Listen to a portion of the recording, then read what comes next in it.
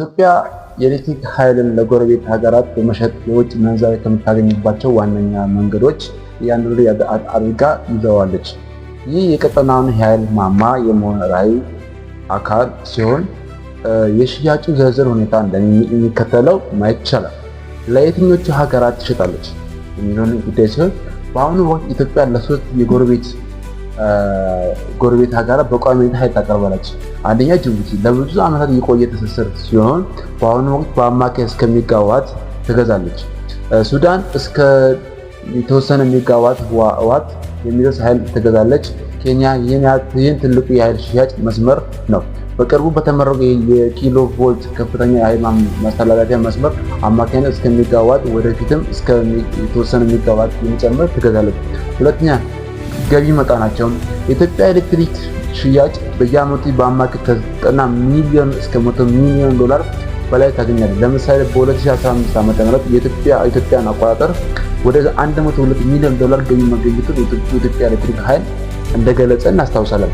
ሶስተኛ የሽያጩ ዋጋ እና ስምምነት የኤሌክትሪክ ሽያጩ ዋጋ እንደ ሀገራቱ ስምምነት ይለያያል። ነገር ግን አብዛኛውን ጊዜ በአንድ ኪሎ ዋት ወይም ሰዓት ኪሎ ዋት ፐር አወር እስከ የአሜሪካን ሳንቲም ሴንትስ አካባቢ ነው። ይሄ በግልጽ አልተቀመጠም። ይህ ዋጋ ኢትዮጵያ ውስጥ ካለው ዋጋ ከፍ ያለ ቢሆንም በዓለም አቀፍ ገበያ ግን በጣም ተወዳዳሪና ርካሽ የሚባል ነው። አራተኛ ወደፊት የታቀዱ ትስስሮች ፓወር ጊር ኢትዮጵያ የኃይል መስመሯን እስከ ደቡብ አፍሪካን ለማድረስ እቅድ አላት። ታንዛኒያ ከኬንያ መስመር በመቀበል ለታንዛኒያ ኃይል ለማቅረብ ስምምነቶች ተደርጓል። ደቡብ ሱዳን የኃይል ማስተላለፊያ መስመር ለመዘርጋት ጥናቶችን እየተደረጉ ነው። ቴክኒካዊ ፈተና የምንላቸው ወይም ትራንስሚሽን ሎስ የምንላቸው ሲሆን ኃይል ከሩቅ ቦታ ወይም ለምሳሌ ከህዳሴ ግድብ ወደ ሌላ ሀገር ለምሳሌ ናይሮቢ በሽቦ ሲላክ የኃይል ብክነት ወይም ትራንስሚሽን ሎስ ይከሰታል። ይህን ለመቀነስ የኢትዮጵያ HVDC ሃይ ቮልቴጅ ዳይሬክት ከረንት የሚለውን የተሰኘ የቴክኖሎጂ ትጠቅማለች። ይህ ቴክኖሎጂ ኃይሉ ሳይባክን ረጅም ርቀት እንዲጓዝ ይረዳዋል። ማጠቃለያ ደግሞ ሲሆን እዚህ ጋር ተነስ ያለ ማጠቃለያ ስለ ኤሌክትሪክ ሽያጭ ስለ እያንዳንዱ ማጠቃለያ ስታክ የኢትዮጵያ ግድቦች የምትገነባው ለራሷ ፍጆታ ብቻ ሳይሆን ለምስራቅ አፍሪካ ኢኮኖሚ ትስስር እንደ ድልድይ እንዲያገለግሉ ጭምር ነው። ስለ ኢትዮጵያ ኤሌክትሪክ አገልግሎት ለሀገር ውስጥ ደንበኞች ስላለው ታሪፍ ወይም ስለ ንጹህ ኤነርጂ ታዳሽ ጥቅሞች ማወቅ የምንፈልገው ካለ የሀገር ውስጥ የኤሌክትሪክ ታሪፍን እና ኢትዮጵያ በታዳሽ ኃይል ክሊን ኤነርጂ ረገድ ያላትን አቋም በዝርዝር እንመልከት። የሀገር ውስጥ ኤሌክትሪክ ታሪፍ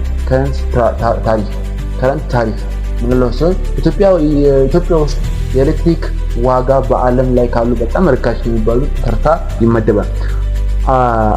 ይሁን እንጂ መንግስት የግድቦችን ግንባታ ወጪን ለመሸፈን አገልግሎቱን ለማሻሻል በየጊዜው መጠነኛ ማሻሻያ ያደርጋል። የድጎማ ስልት የምንለው ደግሞ መንግስት ዝቅተኛ ገቢ ያላቸውን ዜጎችን ለመርዳት ብሎክ ታሪፍ ይጠቀማል። ለምሳሌ በወር ከ50 ኪሎ ዋት ሰዓት በታች ለሚጠቀም ቤተሰብ ዋጋው በጣም አነስተኛ ሲሆን የማሻሻያ እቅድ ደግሞ የኤሌክትሪክ አገልግሎት ተቋም ኪሳራ እንዳይደርስበት ጥራቱን እንዲጠብቅ በሚቀጥሉት ዓመታት ዋጋ ማስተካከያ በማድረግ ወደ ትክክለኛ የገበያ ዋጋ ለማምጣት እየሰራ ይገኛል። የኢንዱስትሪ ዋጋ ስናይ ደግሞ ለኢንዱስትሪ ፓርኮች እና ለፋብሪካዎች የሚቀርቡ የኃይል ዋጋ ኢንቨስትመንት ለመሳብ ሲባል በተመጣጣኝ ሁኔታ የተቀመጠ ነገር ነው። ሁለተኛ ንጹህ እና ታዳሽ ኃይል ሪኒዌብል ኤነርጂ የምንለው ሲሆን ኢትዮጵያ የምታመነጨው የኤሌክትሪክ ኃይል 90% እና ከዚያ በላይ የሚሆነው ከውሃ ሃይድሮኤሌክትሪክ የሚገኝ ነው። ይህም ኢትዮጵያ በዓለም አቀፍ ደረጃ አረንጓዴ ኢኮኖሚ ከሚገነቡ ሀገራት ቀዳሚ ያደርጋል። የታዳሽ ኃይል አይነቶች በኢትዮጵያ የውሃ ኃይል ወይም ሃይድሮ ዋናው ትልቁ ኃይል ምንጭ ሲሆን የንፋስ ኃይል ዊንድ እንደ አዳማ 1 እና 2 አሸጎዳ የመቀሌ አቅራቢያና የአይሻ የሶማሌ ክልል ያሉ ትላልቅ የንፋስ ኃይል እርሻዎች በአጠቃላይ ከንፋስ ኃይል ከሜጋዋት በላይ ያመነጫል። የእንፋሎት ኃይል ጂኦተርማል ከምድር ውስጥ በሚወጡ ትኩስ የእንፋሎት ኃይል ማመንጨት አሉቶ ላንጋኖ እና ከርቢቲ ትላልቅ ፕሮጀክት እየተከናወኑ ነው።